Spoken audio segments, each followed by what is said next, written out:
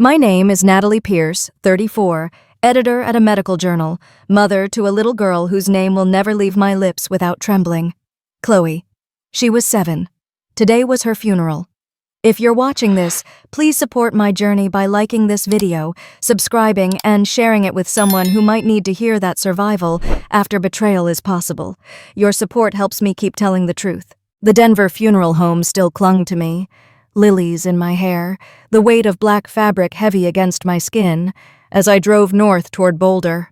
40 minutes of silence, broken only by the hum of the highway. My daughter's face hovered in every mile marker, every turn of the wheel. I told myself I'd just drive past Emily's house, just to confirm the rumors weren't true. But when I reached the quiet street lined with maples, I didn't see grief. I saw balloons bobbing on the porch rails, cars crammed along the curb, music spilling through open windows. My hands tightened on the steering wheel. She really did it. I parked and stepped out, heels sinking into the grass. My dress marked me like a shadow among confetti. A neighbor carrying a casserole nearly dropped it when she saw me. I walked past her, up the porch steps, through the front door that used to smell like my grandmother Dorothy's cinnamon bread, but now reeked of champagne and perfume. Inside, laughter swelled. Strangers clinked glasses beneath a banner. New beginnings, Emily. My younger sister stood at the center, curls bouncing, wine glass raised.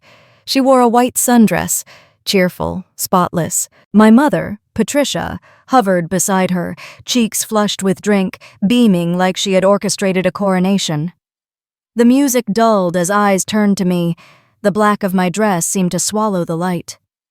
Really? My voice cut sharper than I intended, but there was no taking it back. Today of all days?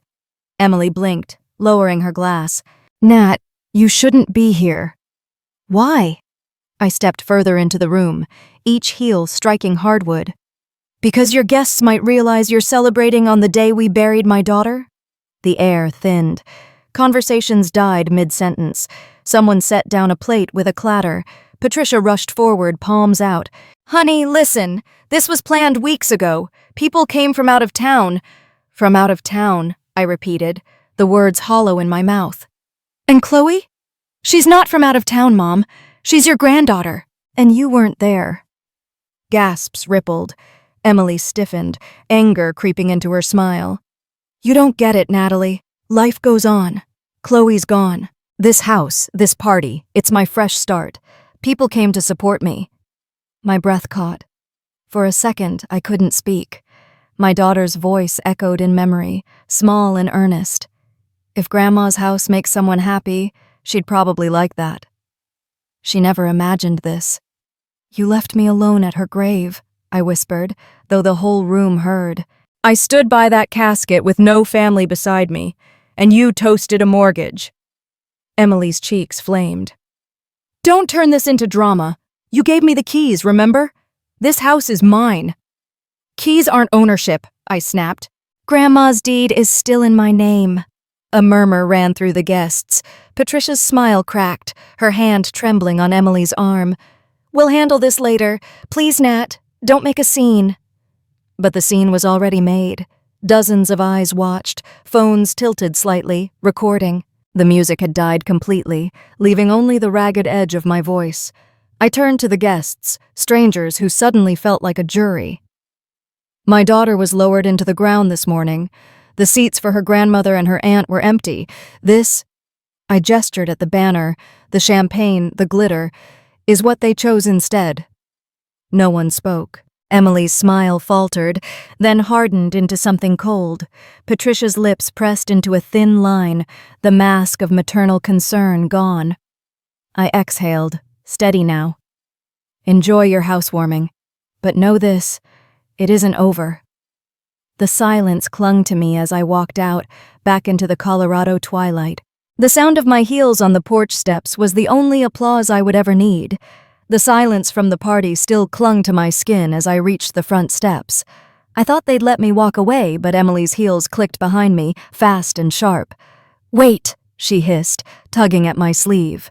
A flush still burned on her face. If you're going to accuse me in front of everyone, at least see the paperwork first. She dragged me back inside, away from the gawking guests, into the dining room. The table was cleared except for a neat folder, already laid out like she had rehearsed this moment. Emily flipped it open with a flourish. See? The house is mine. I stared down at the pages, photocopies of utility bills, a checklist from a real estate office, and a letter from some mortgage broker with half the fields blank. My stomach twisted. This isn't a deed, Emily. This is scrap paper with letterheads. Her chin lifted, defiant. It proves I've taken over. Grandma wanted me here, not you locked away in Denver editing medical jargon no one reads. You've got your career. I've got nothing, except this house. Patricia appeared in the doorway, clutching her glass like a prop. She's right, Natalie. We all agreed after Dorothy passed that Emily needed a fresh start. You've always been so stable. You don't need the house. Stable. As if stability disqualified me from loss, from grief, from belonging. My fingers dug into the table edge. You mean you both need this house? I said slowly. Enough to host a party on the day of Chloe's funeral. Enough to wave fake documents in my face. Emily's laugh was brittle. Fake? Do you think all these people showed up today for nothing? Everyone saw the invite. Emily's housewarming. It's public now. Everyone knows this place is mine. That matters more than your signatures and stamps. The logic stung because it revealed the game. Appearances over truth. She wasn't just celebrating. She was staking a claim, using a crowd as her witness. I leaned closer, voice low but steady. A room full of tipsy guests doesn't rewrite legal records.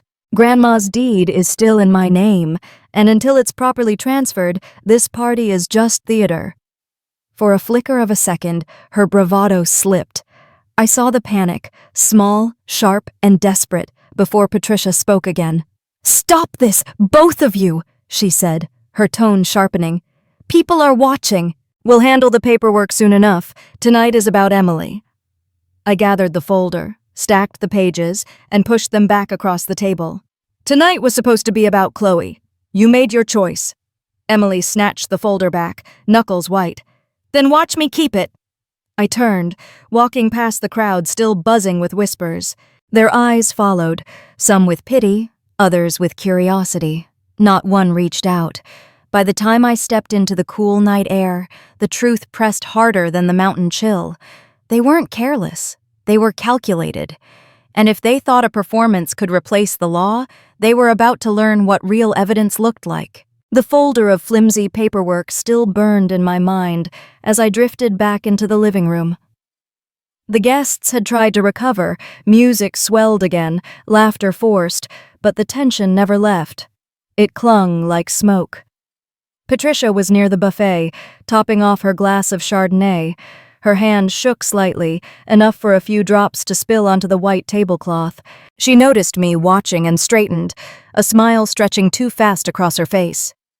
You'll see, she said, loud enough for a small circle of people to hear. Emily's house is secure. We're making all the payments on time, even with the car. The car.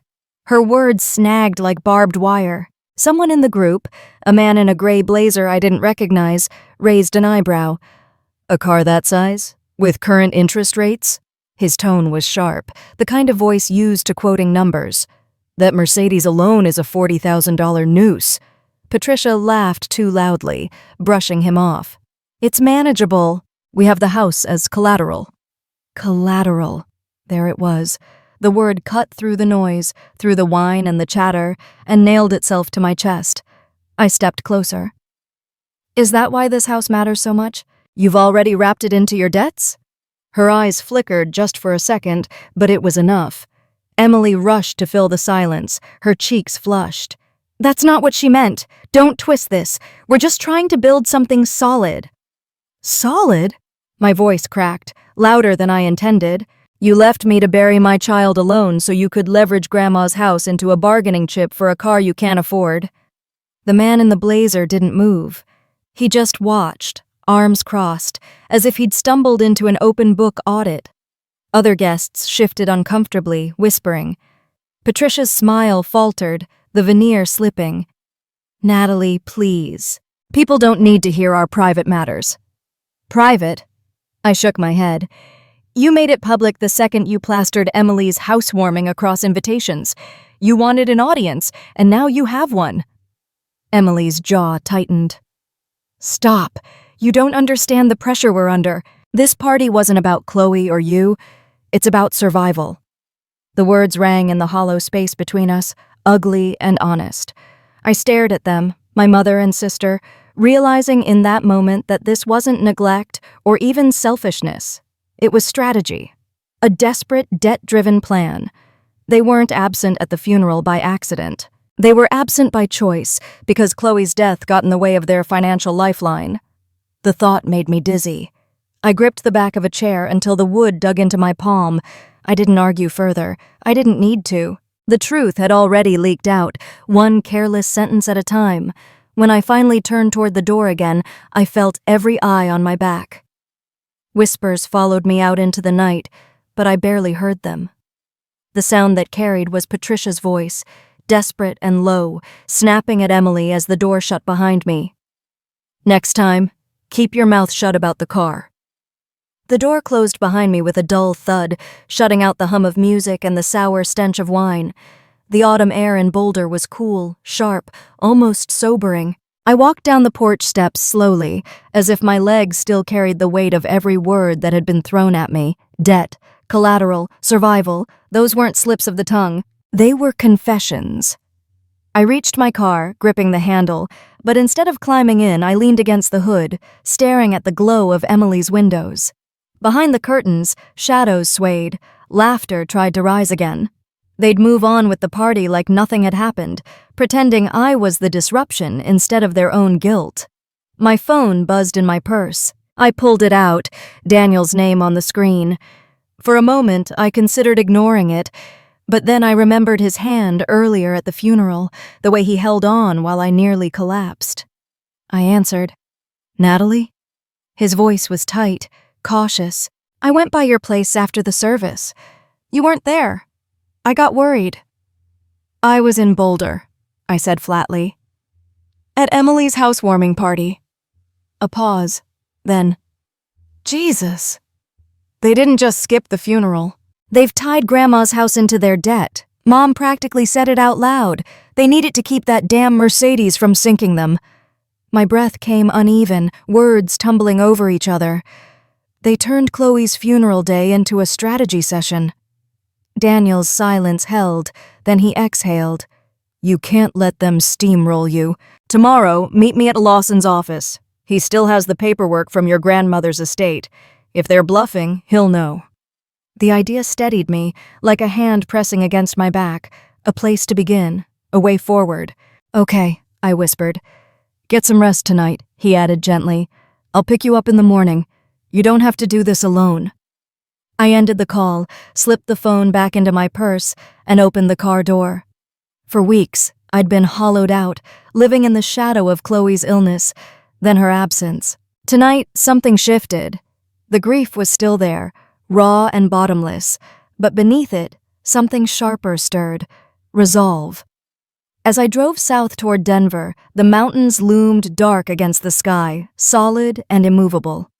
I tightened my grip on the wheel. If they wanted a battle, I'd give them one, and this time I wasn't going to bend. Morning sunlight cut through the blinds of my Denver apartment, pale and uninvited. I hadn't really slept. The memory of Emily's smug face, Patricia's careless slip about the car, and the hollow echo of Chloe's empty seat pressed down heavier than any blanket. At 9 sharp, Daniel's pickup rumbled outside. He didn't honk, just texted, "I'm here." I slid into the passenger seat, clutching my purse like a lifeline. Neither of us said much on the drive downtown. The silence wasn't awkward, it was necessary. David Lawson's office sat in a narrow brick building just off 17th Street. Inside, the air smelled of old books and strong coffee. The shelves behind his desk sagged with binders, and the man himself looked exactly as I remembered from Grandma Dorothy's funeral. Stooped shoulders, silver hair, glasses slipping down his nose, but sharp eyes that missed nothing. "Natalie," he said warmly, standing to shake my hand. "And Daniel, Good to see you again. I'm sorry we're meeting under these circumstances. I managed a nod. I need to know the truth about the house, about what my grandmother actually left behind. David motioned for us to sit, then pulled a thick envelope from his desk drawer, sealed with the same blue wax stamp my grandmother used on Christmas cards. My throat tightened. She gave me this to keep safe, David explained. Her final will and instructions. I've been waiting for the day you might need it. My hands trembled as he slid the envelope across the desk. I broke the seal, unfolded the papers, and read. The house in Boulder was listed clearly. Bequeathed to me, Natalie Pierce. But my eyes snagged on the next paragraph, written in my grandmother's careful cursive. If Natalie, in her grief or generosity, chooses to pass this home to Emily, such transfer will only hold legal weight if Emily demonstrates responsibility and respect for family obligations. The words blurred as tears filled my eyes. Dorothy had known.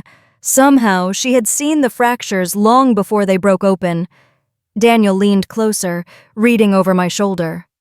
That's ironclad, he said softly. Emily already failed that test. I laughed, short and bitter. She skipped Chloe's funeral for a party. How much clearer could it be? David adjusted his glasses. The deed remains in your name, Natalie, until you willingly sign it over, and unless Emily meets those conditions, she has no claim. For the first time in days, the ground beneath me felt steady. My grandmother hadn't just left me property. She left me protection. I folded the will carefully, sliding it back into the envelope. My pulse slowed, no longer frantic, but deliberate. I'm done being cornered, I said, my voice steadier than I expected. If they want to fight over appearances, I'll answer with the law. David gave a small nod, approving. Then let's start by gathering everything. Bank transfers, messages, proof of their absence yesterday. If you want to make this airtight, evidence is your strongest weapon. I looked at Daniel. He gave me a slight smile, the kind that said, I've got your back. For the first time since Chloe's coffin was lowered into the earth, resolve replaced despair. Grandma's handwriting lingered in my mind, firm and wise. Responsibility, respect, family. Qualities my mother and sister had already thrown away. David's words still echoed in my chest as Daniel and I left the office. Evidence is your strongest weapon. The Denver sky was low and gray, as if the weather itself had been eavesdropping. By the time we pulled into my apartment, I already knew what had to be done. I didn't want to just argue with Patricia and Emily. I wanted proof so clean and undeniable that no one, not even them, could twist it. I dropped my purse on the table, pulled my laptop close, and opened the folder I had ignored for months. Medical expenses. Chloe. Every invoice. Every copay. Every night I maxed out a credit card to keep her treatment afloat. My throat tightened, but I kept scrolling. Daniel settled into the chair beside me, opening his own laptop. Let's divide and conquer, he said. You go through your bank records. I'll start digging into your phone backups. If they texted or left voicemails, we'll pull the metadata. It was strange how quickly we fell into rhythm. He knew the technical steps. I knew the paper trail. Within half an hour, the first brick in their wall of betrayal emerged. Monthly transfers of $2,000 to Patricia's account, stretching back 5 years. Daniel leaned over my shoulder. That's 60 grand, Natalie. Minimum. I clicked to the next line. An automatic transfer made the very night I sat in the hospital, Chloe's monitors beeping, my fingers gripping her tiny hand. My chest ached. They took this while she was... My voice cracked. Daniel's hand rested on mine, grounding me. It's theft wrapped in family loyalty. Write that down. I nodded, typing notes into a document labeled Evidence. By early afternoon, we had gathered more. A car loan in Patricia's name dated 3 weeks after Chloe's diagnosis. $42,000. The Mercedes. As screenshots of Emily's Instagram. Her grinning with champagne, time-stamped the very hour Chloe's funeral began. Voicemails from Patricia. One where she cooed, "Honey, we'll visit Chloe soon, but Megan's party is such a big deal." And another asking if I could send extra this month, the insurance payment's killing me. Each discovery was a new fracture in my chest, but also a new weapon in my hand. At one point, Daniel cursed softly. "Look at this." He spun his laptop around. On my tenant's email account, he had found a message forwarded from my landlord. Patricia pretending to be me, claiming I was unstable, demanding rent checks be redirected to her. The rage that surged in me was molten. "She didn't just abandon me, she tried to replace me." Daniel exhaled, jaw tight. "This is fraud, Natalie. You're not just building a moral case, you're building a legal one." We kept going hour after hour, the table filling with paper stacks, printed screenshots, sticky notes. The sun slipped lower, shadows stretching across the floor, but neither of us moved. Finally, close to dusk, Daniel looked at the pile we had built. "You have receipts for everything: transfers, loans, social posts, voicemails, impersonation. This isn't a dispute over feelings. It's a pattern of exploitation." I rubbed my eyes, exhaustion mixing with grim satisfaction. If I put this in front of a judge, or in front of the world, they'll have nothing left to hide behind. He nodded slowly. "Exactly. And tomorrow we'll back it all up in multiple drives. Cloud storage, too. If they try to erase the narrative, the truth will outlast them." The silence that followed wasn't heavy anymore. It was sharp, clean. I stood, stretching stiff muscles, and walked to Chloe's room. Her rock collection still lined the windowsill, each stone labeled in her neat handwriting. I traced a quartz pebble with my fingertip. "I'll protect what matters," I whispered, though maybe it was to her, maybe to myself. Behind me, Daniel gathered the folders, slipping them into a fireproof box he'd brought from his truck. He glanced up. "You ready to go all the way with this?" I turned, meeting his eyes. My voice didn't shake. I was ready the moment they chose a party over my daughter's grave. Outside, the last light of day bled into the mountains. Tomorrow, the evidence would leave my apartment and step into the world. And with it, so would I. By dawn the next morning, the fireproof box sat in the back seat of Daniel's truck like contraband. Inside were 5 years of transfers, voicemails, screenshots. My family's betrayal reduced to hard evidence. At 9 o'clock, we walked into David Lawson's office again. He had already drafted the formal notice, a certified letter demanding that Patricia and Emily vacate the Boulder property within 48 hours or face legal action. David slid the papers across the desk. "Once these are served, there's no turning back. Are you ready for that?"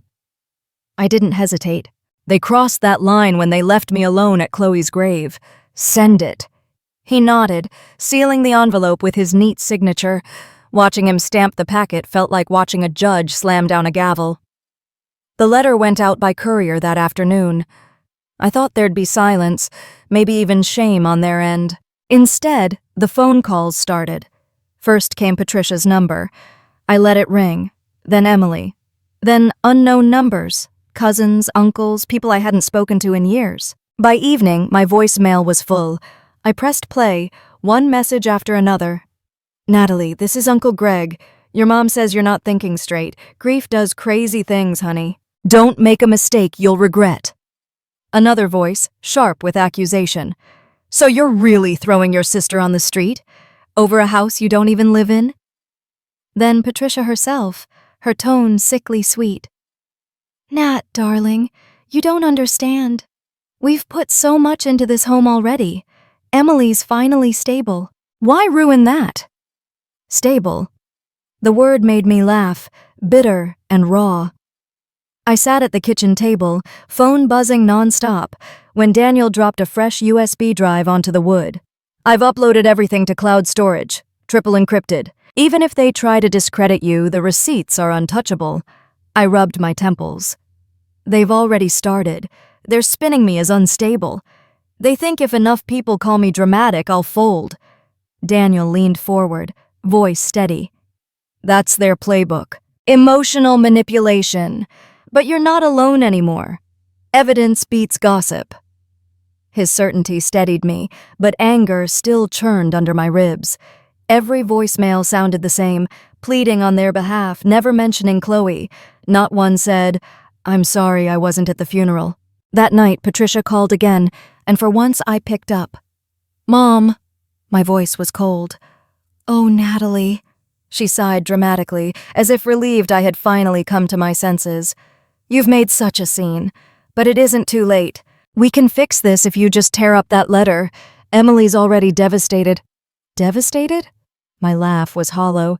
She toasted a new mortgage while her niece was being lowered into the ground. Her tone sharpened. "You've always been so sensitive. This isn't about funerals. It's about survival. Families make sacrifices." I gripped the phone tighter. "No.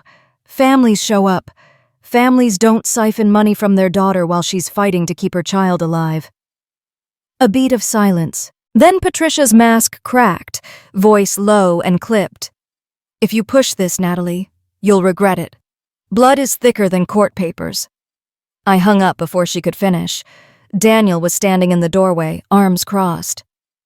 "She's scared," he said. "That's why she's doubling down." "She should be," I answered. My hands were still trembling, but for once it wasn't fear. It was fury hardening into resolve. The letter was already in their hands. The clock had started ticking. For years I had been the quiet one, the peacekeeper. But with Chloe gone, there was nothing left to protect but the truth. And this time, I wouldn't back down. The deadline came faster than I expected. 2 sunrises after the notice was delivered, I found myself driving back to Boulder with Daniel. My stomach knotted so tightly I could barely breathe. The city looked unchanged, families riding bikes along tree-lined streets, college students sipping coffee on patios. But to me, everything felt sharpened, on edge. A black and white cruiser already waited outside Grandma's house when we arrived. 2 Boulder officers stood on the porch while Emily clutched the doorframe, her face blotchy with anger. Patricia hovered behind her, arms crossed, lips pursed. One of the officers, tall with a calm presence, held a clipboard. His tone was even, almost sympathetic. "Miss Pierce, you've been served notice. Legally, you have 48 hours to vacate. After that, the court will proceed with eviction, and charges for unlawful occupancy may follow." Emily's voice cracked, high and furious. "This is my home!" "My sister gave me the keys. Everyone knows I live here." The officer didn't flinch. "Keys aren't ownership, ma'am. Deeds are, and the deed is not in your name." Patricia stepped forward, her voice rising above the neighbors who had begun to gather across the street. "This is harassment. Natalie is exploiting her grief to punish her sister. You don't understand what Emily has been through." I cut her off, my voice stronger than I expected. "What Emily has been through? I buried my daughter 3 days ago, alone, because you chose a housewarming party over her funeral." Gasps traveled through the small crowd. I didn't care if the whole block heard. Maybe I wanted them to. Emily's face twisted. "You're cruel, Natalie. Chloe's gone, but I'm still here. I deserve a chance to rebuild." My throat burned, but I refused to back down. "Then rebuild somewhere else. Not on the bones of our grandmother's house. Not on the ashes of my daughter's grave." For a moment, no one moved. The officer finally cleared his throat. "Miss Pierce, you have until Friday, 5:00 p.m., to remove your belongings. I strongly suggest you use the time wisely." Emily kicked at the threshold, tears of rage in her eyes. "Fine, but this isn't over." Patricia tugged her back inside, muttering under her breath. The officers exchanged a look, then turned to me. One of them, older with weary eyes, lowered his voice. "I lost a child once, too. I'm sorry for your loss. Stand firm. You're in the right here." His words hit me harder than I expected. I swallowed, nodding. "Thank you." Daniel placed a hand on my shoulder as we walked back to the car. Behind us, Emily slammed the door hard enough to rattle the windows. The sound wasn't victory, it was desperation. As we pulled away, I glanced in the side mirror. Curtains twitched. Neighbors whispered. For the first time, Patricia and Emily weren't controlling the story. The community was seeing them clearly. 2 women clinging to a house that wasn't theirs, exposed under daylight. Daniel broke the silence. "They're unraveling. You could see it in their faces." "They'll fight dirtier now," I said quietly. My pulse still raced, but my mind was sharp. If appearances mean everything to them, I'll show them what truth looks like in full light." He gave a small nod. "Then let's make sure the next move is yours." The cruiser remained parked in front of the house as we turned the corner, its flashing lights fading behind us. 48 hours. That was all Emily had left. And for the first time since Chloe died, I felt time working in my favor. Back in Denver, the image of Emily screaming at the officers still pulsed behind my eyes. 48 hours was ticking, but I knew she wouldn't leave quietly. If my mother and sister wanted to play the game of appearances, then I would take their weapon and turn it against them. Daniel and I sat up at my kitchen table again. The fireproof box sat between us like a vault. He pulled out his laptop, fingers already moving with practiced speed. "So," he said, opening a video editing program, "we need something short, less than a minute, enough to grab attention and make people stop scrolling." I hesitated, pressing my palms against the table. "You really think it should go public?" Daniel met my eyes. "They've been calling you unstable, Natalie," whispering through the family, twisting the narrative. "If you let them control the story, you'll lose before the courts even start. This isn't just legal anymore, it's public." His words sank in. Patricia had spent her whole life shaping appearances, always with a smile and a story to make her look like the martyr. I could already hear the gossip. Poor Emily, losing her home while grieving sister lashes out. If I didn't speak first, that would become the truth. "All right," I said finally. "We show them the receipts." Daniel nodded. "Exactly." We sifted through files, choosing just 3 clips. First, a screenshot of Emily and Patricia clinking glasses on Instagram, time-stamped 11:07 a.m., the same hour Chloe's casket was lowered into the ground. Second, the read receipts from my text message announcing Chloe's death, both their names, both marked seen. And last, the security footage of Emily, wild-eyed, smashing a window with a baseball bat. Daniel dropped them into the timeline, weaving them together with just enough captions to anchor the story. No dramatic music, no voiceover, just the cold, brutal contrast of facts. On the screen, the sequence played back. Champagne flutes clinking. A phone screen with 2 gray check marks and the word seen. Glass shattering, the bat swinging down in fury. 20 seconds. That was all it took. I watched the loop 3 times, my chest tightening. "It's ugly," I whispered.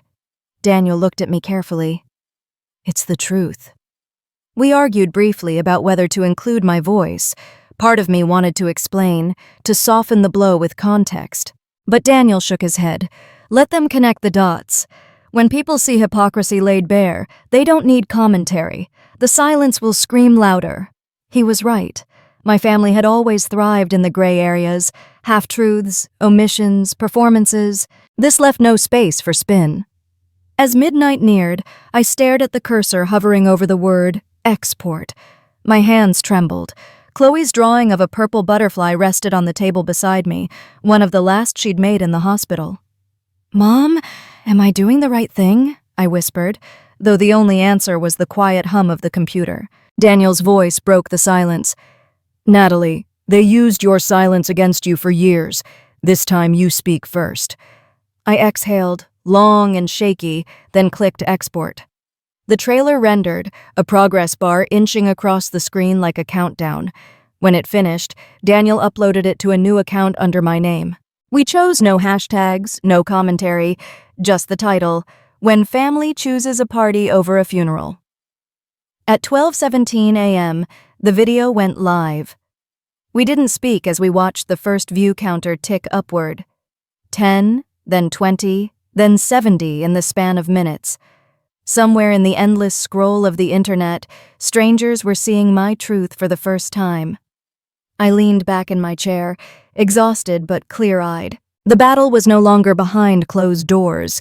It had entered the open, where lies could finally die under light. For the first time in weeks, I wasn't just surviving, I was fighting back. By sunrise, the trailer had crossed 10,000 views. My phone buzzed nonstop. Notifications, shares, strangers commenting with outrage. I hadn't spoken a word, and still, people understood. They saw the champagne glasses, the red receipts, the shattered window, and they filled in the rest. But I knew the teaser was only the spark. The real fire would come with the full story.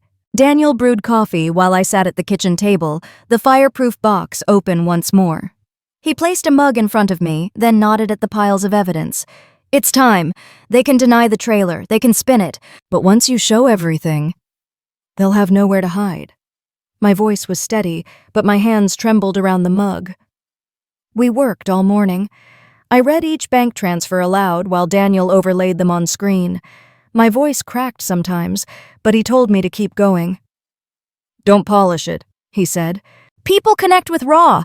Let them hear your voice shake. It's real. Clip after clip filled the timeline.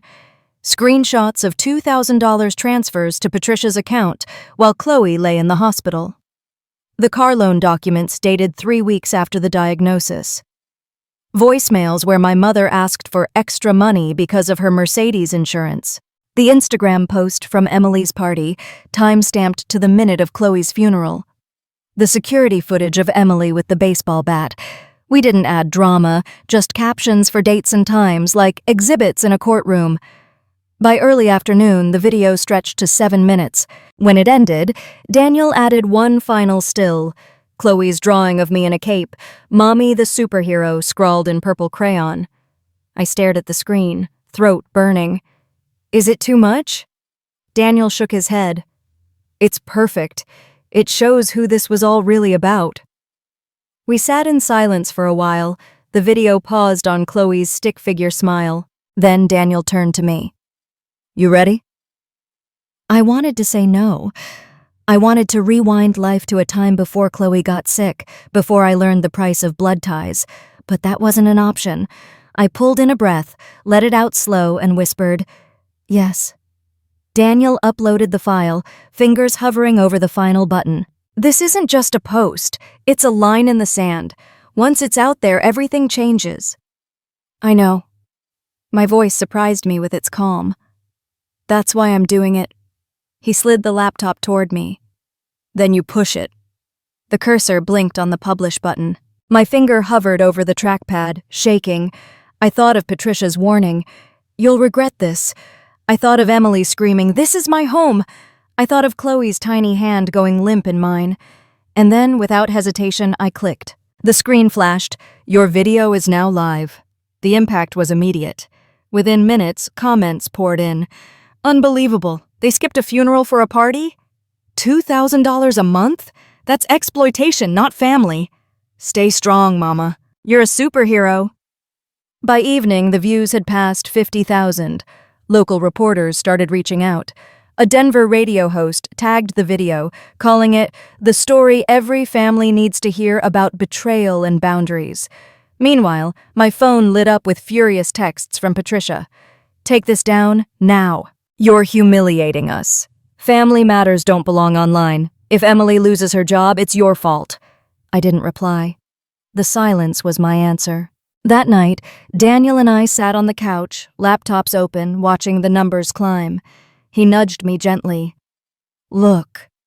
On Emily's Facebook page, the comment section had turned against her. People she'd invited to the housewarming were posting things like, we were there, we saw you laughing. Don't lie. Patricia's church friends, once her loyal defenders, were tagging the video and writing, this isn't the woman we thought we knew. The tide was turning, not because I begged anyone to believe me, but because the truth spoke louder than their excuses. I leaned back, exhaustion pressing heavy but sweet. For the first time since Chloe's death, I felt the scales tip, not toward justice yet, but toward balance. Daniel closed his laptop and looked at me. Tomorrow it'll be everywhere. I nodded, my hand resting on Chloe's drawing beside me. Good. Let the world see. By the third morning, the video had crossed 200,000 views. My inbox overflowed with messages from strangers, mothers, widowers, even lawyers offering advice. But alongside the encouragement came a new wave of fury from Patricia and Emily. Emily posted a shaky video of herself crying in her car, claiming she was being bullied by her own sister. Within hours, the clip was dissected, reposted, mocked. Screenshots of her champagne post spread alongside her tears. The comments turned savage. "You can't rewrite the internet, sweetheart." Patricia, meanwhile, unleashed her old allies. My phone filled with blocked numbers and texts laced with venom. Ungrateful, heartless. "You'll regret this." Daniel noticed me flinch each time the phone buzzed. "You don't have to keep taking this," he said, his voice low but firm. I rubbed my forehead. "I feel like if I ignore it, they'll just escalate." "Then cut them off legally," he suggested. "A restraining order. It's not just about property anymore. It's about peace." That afternoon, we met David in his office again. His desk was piled high with clippings from news outlets that had started covering my video. He adjusted his glasses, sliding a set of forms across the polished wood. "Given the harassment, these are appropriate. You'll need to swear under oath that you've been threatened or harassed, which," he gestured to my buzzing phone, "isn't hard to prove." I hesitated, pen poised above the line. For all their cruelty, a small voice whispered, "They're still your family." But then I remembered Chloe's voice in the hospital. "Mommy, why do you always let Aunt Emily be mean to you?" My chest tightened. I signed. 2 days later, the papers were served. Patricia showed up at my apartment anyway, pounding on the door until my neighbor threatened to call the police. The officer who arrived handed her the order again, this time with the warning, "If you contact your daughter directly, you'll be arrested." Her face contorted with outrage. "This is ridiculous. I'm her mother." From the window, I watched her retreat down the sidewalk, clutching her purse like armor, muttering curses loud enough for the neighbors to hear. That night, I sat on the edge of Chloe's bed, the order folded neatly in my lap. For once, the silence in the apartment didn't feel like loneliness. It felt like protection. Daniel called. "How do you feel?" I looked at the restraining order, at the crayon butterflies still taped to the wall. "Lighter," I admitted, like I finally closed a door that should have been shut years ago. He was quiet for a beat, then said, "Good, because you're going to need that strength for what comes next." I leaned back against the headboard, breathing steady for the first time in weeks. The war wasn't over, but for once, I'd drawn the boundary, and the law was standing beside me. 2 days after the restraining order, David called me back into his office. His tone on the phone had been clipped, urgent. By the time Daniel and I arrived, a heavy manila folder sat waiting on his desk. David didn't waste time. He slid a single page across the polished wood. "I revisited your grandmother's will in detail. There's something I hadn't told you yet, something most people would have dismissed as symbolic. But given Emily's behavior, it just became legally binding." My chest tightened. "What do you mean?" He adjusted his glasses, voice steady. "Dorothy added what we call a trigger clause. The Boulder property stays with you unless Emily can prove she's acted responsibly and honored family obligations. It was her way of protecting you while leaving a door open in case Emily ever grew up." Daniel leaned forward. "So the eviction alone isn't the nail in the coffin?" David shook his head. "No. Emily's actions. The skipped funeral, the harassment, the break-in caught on camera. They've all activated the clause. Legally, her claim is null. Permanently!" For a moment, the air left the room. My grandmother's handwriting flashed in my mind, her careful script spelling out words I hadn't seen before. She'd known this day might come. She'd left me a shield I hadn't even realized I was carrying. I whispered, almost to myself. She saw through them before I did. David nodded. "She trusted you to know when to use it. And now you have indisputable grounds to lock this house down, not just for now, but forever." That evening, Daniel and I sat on my apartment floor, the claws spread between us. The city hummed outside, headlights streaking past, but inside it felt quiet, sacred. "They can't twist this," Daniel said. "Not even Patricia's theatrics will bend a court against a clause this specific." I touched the paper lightly, my fingers trembling. For years I thought Grandma favored me out of pity. But she knew how Patricia manipulated, how Emily cut corners. She didn't just leave me a house, she left me a test they were destined to fail. Daniel's eyes softened. It's not just about them failing, Nat. It's about you finally standing. Later, as I drove past the Boulder house one last time before the deadline, I saw shadows moving inside. Boxes stacked in the window, Emily pacing. Patricia stood in the driveway, phone glued to her ear, gesturing wildly. Neighbors watched from porches, whispering behind hands. They looked frantic, cornered. Not triumphant hosts anymore, but squatters being shown the door. I slowed at the curb, gripping the steering wheel. For once, I didn't feel rage or pity. I felt clarity. Grandma had trusted me with the last word, and now the law echoed her voice. The house wasn't theirs to steal. It never had been. The night after I learned about Grandma's trigger clause, the apartment felt too quiet.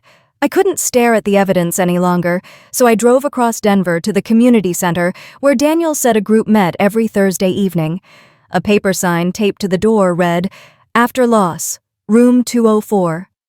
Inside, 6 people sat in a circle of mismatched chairs. No one looked polished. No one pretended. Their faces carried the same hollowed-out expression I'd seen in my own mirror these past weeks. A woman with cropped silver hair smiled gently. "You must be Natalie. I'm Karen. We don't have rules, really. Just honesty. Do you want to sit?" I sank into a chair, my palms sweating. The introductions moved around the circle. Parents who'd lost children to cancer, accidents, sudden illness. Every story carved something into me, but also, strangely, lightened the weight. When it was my turn, my throat tightened.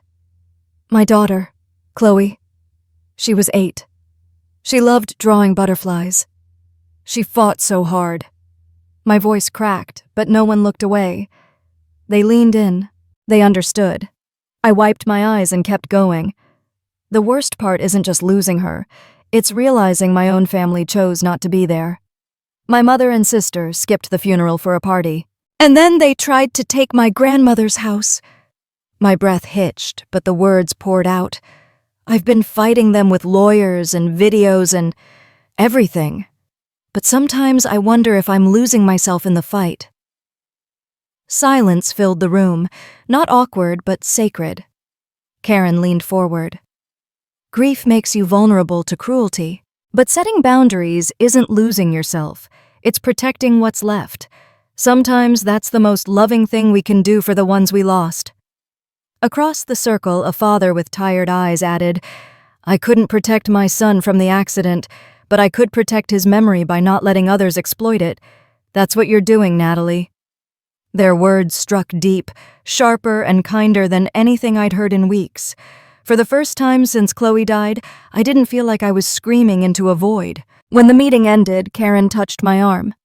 "Come back next week. You don't have to carry this alone." I nodded, clutching Chloe's drawing in my bag. The battle outside was still raging, but in that small circle, I'd found something I hadn't realized I was starving for, a place where grief wasn't a weakness, but proof of love.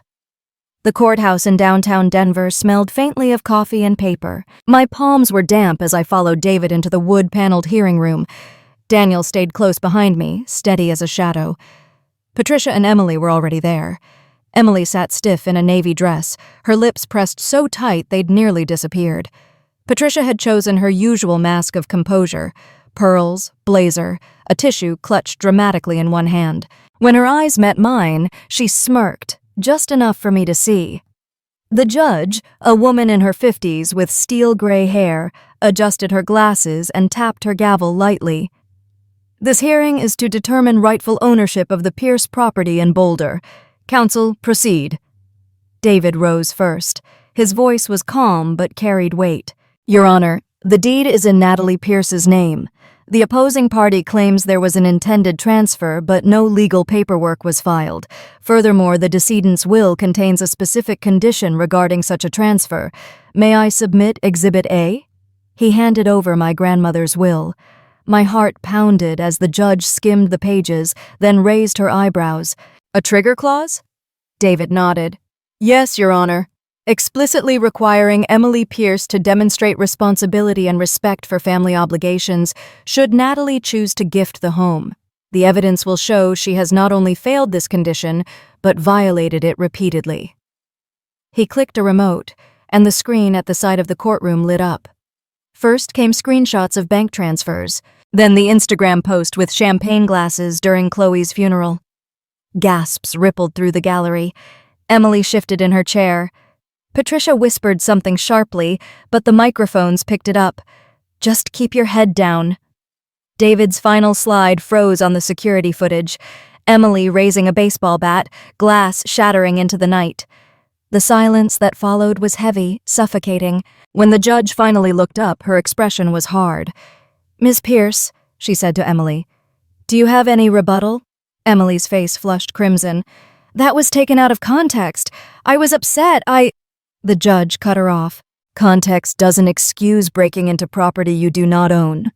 Patricia tried to recover, her voice trembling with practiced grief. "Your Honor, my daughter has been under tremendous stress. We all lost Chloe." I couldn't stay silent. My voice rang louder than I expected. "You didn't lose her. You weren't there." The judge's gavel tapped once, quieting the room, but she didn't scold me.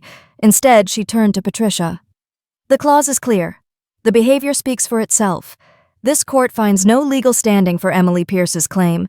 Ownership remains with Natalie Pierce, effective immediately." The words crashed over me like a tide, but instead of pulling me under, they set me free. Patricia's tissue slipped from her fingers.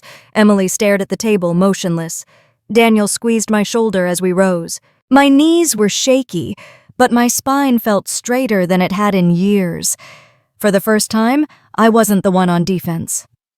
I had won. The week after the hearing, I walked back into the Boulder house, not as an intruder or a disputed heir, but as its rightful owner. The rooms were bare now, the echoes of Emily's tantrums scrubbed away with the boxes she'd hauled out. Dust lingered in strips of sunlight cutting through the blinds. It didn't feel like victory, it felt like reclamation. Daniel carried in the first box, setting it down gently in the living room. "Looks different without their noise," he said. I nodded, running my hand along the bookshelf where Grandma used to keep her favorite novels. Tucked between 2 volumes, I found a small envelope. My breath caught. Inside was a folded piece of paper, one of Chloe's drawings, a stick figure with a cape, arms wide, a red crayon smile. She'd written, "Mommy, my hero." Tears filled my eyes, but this time they didn't hollow me out. They anchored me. Over the next weeks, I filled the house not with parties or performances, but with purpose. The dining room became a meeting space for the afterloss group. Folding chairs and mismatched mugs lined the table. Chloe's rock collection sat on the windowsill where sunlight kissed each stone. One evening, Karen from the group placed a casserole dish on the counter and said softly, "This feels like home." I smiled. That's the point. It's not just mine anymore. It's Chloe's legacy. Daniel stood nearby, hanging frames of Chloe's artwork along the hallway. "You turned a battlefield into sanctuary," he said. I looked around, the laughter of grieving parents mingling in the kitchen, the smell of coffee, the quiet hum of healing, and realized he was right. The Boulder house was never meant to be collateral. It was meant to be a refuge.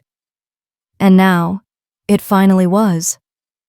Standing in the doorway of my grandmother's house, I thought about everything that had happened, the betrayal, the fight, the courtroom, the silence afterward. For so long, I believed family was something you endured, no matter the cost. I let myself be drained, manipulated, abandoned, because I thought blood meant obligation. But Chloe taught me differently. Family isn't who shares your DNA, it's who shows up. It's who holds your hand in the dark, who chooses you when it's inconvenient, who tells the truth when lies would be easier. Losing her broke me open, but it also forced me to rebuild on stronger ground. I learned that boundaries aren't cruelty. They're protection. That silence can be a weapon, but truth spoken clearly can set you free. If you take anything from my story, let it be this. You don't have to keep the people who hurt you just because they call themselves family. You are allowed to protect your peace, to choose the ones who choose you. If this resonated with you, I invite you to like this video, subscribe for more stories, share it with someone who needs the reminder, and leave your thoughts in the comments. Together, we can build the families we deserve.